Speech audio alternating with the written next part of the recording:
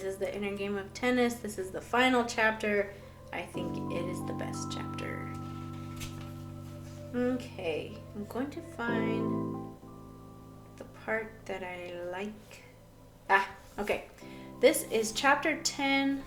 This is the book Inner Game of Tennis, chapter 10, The Inner Game Off the Court, section Building Inner Stability.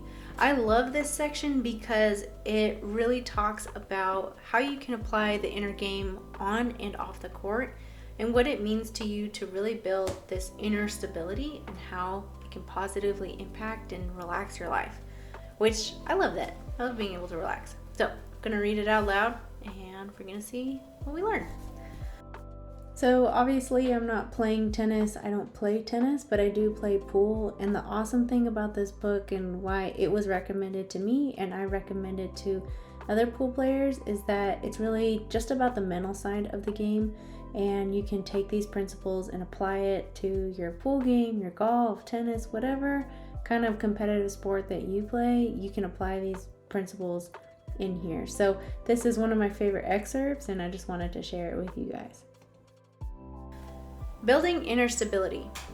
Perhaps the most indispensable tool for human beings in modern times is the ability to remain calm in the midst of a rapid and unsettling changes.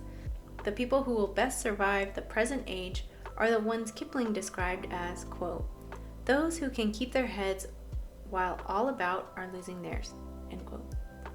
Inner stability is achieved not by burying one's head in the sand at the sight of danger, but by acquiring the ability to see the true nature of what is happening and respond appropriately. Then, one's reaction to the situation is not able to disrupt your inner balance or clarity. Instability, in contrast, is a condition of being in which we are more easily thrown off balance when self-one gets upset by an event or circumstance. Self-one tends to distort its perception of the event, prompting us to take misguided action, which in turn leads to circumstances that further undermine our inner balance, the basic self-one vicious cycle. People ask, so how can I manage my stress? Courses are taken, remedies offered, yet often the self-one stress continues. The problem with managing stress is that you tend to believe that it is inevitable. There has to be the stress for you to manage. I've noticed that self-one tends to thrive when it is fought. An alternative approach is simply to build on your stability. Support and encourage yourself to, knowing that the stronger it gets, the more it will take to throw off your balance, and the quicker you can regain your balance. Self-one stress is a thief that, if we let it, can rob us of the enjoyment of our lives. The longer I live, the greater my appreciation of the gift that life itself is. This gift is much greater than I could have imagined, and therefore time spent living in a state of stress means that I am missing a lot, on or off the court. Maybe wisdom is not so much to come up with new answers as to recognize at a deeper level the profundity of the age-old answers. Some things don't change. The need to trust oneself and grow in understanding of our true selves will never diminish. The need to let go of the lenses, good-bad judgment of ourselves and others will always be the doorway to the possibility of clarity. And the importance of being clear about one's priorities, especially the first priority in your life, will never become less important while you still have life.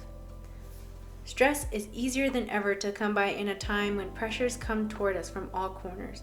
Wives, husbands, bosses, children's bills, advertising, society itself will continue to make demands on our lives.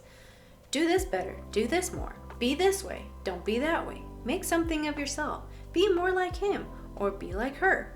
We are now instituting these changes, so change. This message is no different from the hit the ball this way or hit the ball that way and you're no good if you don't.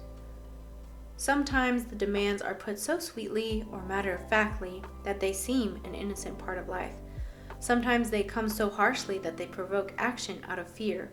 But one thing is for sure, the pressures from outside will keep on coming, and in fact, could easily accelerate in pace and increase in intensity. Information is exploding, and with it, the need to know more and stretch our competencies. While the demands of work are increasing for most people, so is the threat of losing one's work. The cause of most stress can be summed up by the word attachment. Self one gets so dependent upon things, situations, people, and concepts within its experience that when change occurs or seems about to occur, it feels threatened. Freedom from stress does not necessarily involve giving up anything, but rather being able to let go of anything when necessary and know that one will still be all right.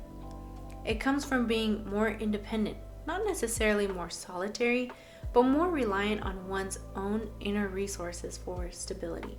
The wisdom of building inner stability in such times seems to me to be an obvious requirement for successful living. The first step towards inner stability may be the acknowledgement that there is an inner self that has inherent needs of its own. The self that has all your gifts and capabilities with which you hope to accomplish anything has its own requirements. They are natural demands that we didn't even have to be taught. Each self, too, is endowed by birth, regardless of where that birth took place, with an instinct to fulfill its nature. It wants to enjoy, to learn, to understand, appreciate, go for it, rest, be healthy, survive, be free to be what it is, express itself, and make its unique contribution. Self 2's needs come with a gentle but constant urging. A certain feeling of contentment attends a person whenever he or she is acting in sync with this self. The fundamental issue is what kind of priority are we giving the demands of Self 2 in relation to all the external pressures?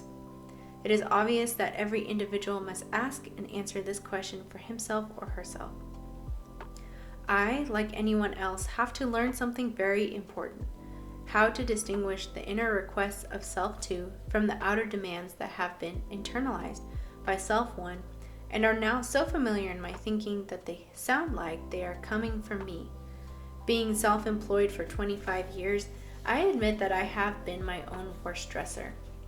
But slowly, I have found that the demands I'm trying to fulfill when I'm stressing myself are not really my own, but ones I have picked up or bought into for perhaps no better reason than I heard them early in life, or because they seem to be so generally accepted. Soon they begin to sound right, and are therefore easier to listen to than the subtle but insistent urging of my own being.